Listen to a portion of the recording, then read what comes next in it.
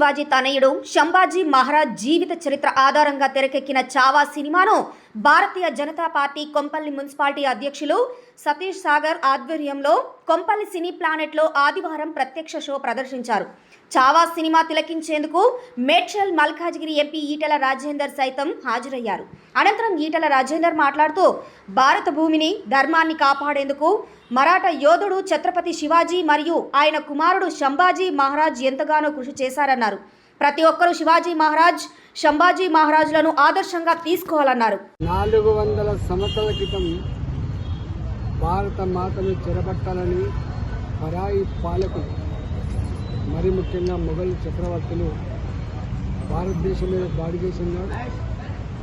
మన స్త్రీలను చెరబట్టినాడు, మన దేవాలయాలను కొల్లగొట్టినాడు, మన ఆనవాళ్ళు లేకుండా కుట్ర పన్నినాడు. శివాజీ మహారాజ్ మన ధర్మాన్ని, మన సంస్కృతిని, మన సాంప్రదాయాల్ని కాపాడే కోసం వీరోచితమైన పోరాటం చేశారు.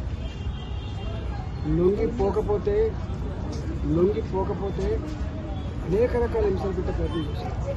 వారి తనయుడు సంభాజీ తన తండ్రి కర్తవ్యాన్ని భుజాల మీద వేసుకున్నాడు.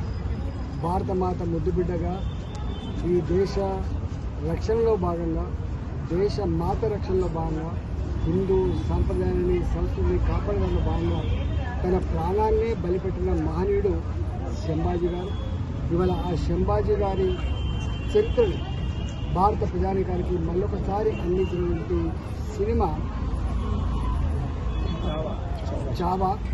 ఆ చావా సినిమా ఇవాళ ఆనాడు మొఘల్ చక్రవర్తులు మన మీద చేసే దాడులు, మన సంస్కృతిని దోషం చేసే తీరు, మన గుళ్ళ మీద దాడి చేసేటువంటి పద్ధతి, మన భారతమాత ముద్దు బిడ్డల్ని చిత్రహింసలు తీరు ఎంత జుగుప్సాకరంగా ఉందో ఇలా ప్రతి భారతీయ పౌరుడు రోమాలు నిలబెట్టి ఇవాళ తప్పకుండా ఆ మానవులు మనకు ఏ స్ఫూర్తినైతే ఇచ్చిందో, ఆ మానవులు ఏ బాధ్యతను ఇచ్చిందో గుండెల్లో పదిలంగా పెట్టుకొని రాబోయే కాలంలో భారత జాతి ఆత్మగౌరవాన్ని ప్రపంచ చిత్రపటం మీద ఎగిరేయడంలో ఇవాళ మోడీ గారు చేస్తున్నటువంటి ప్రయత్నం అవుతుంది.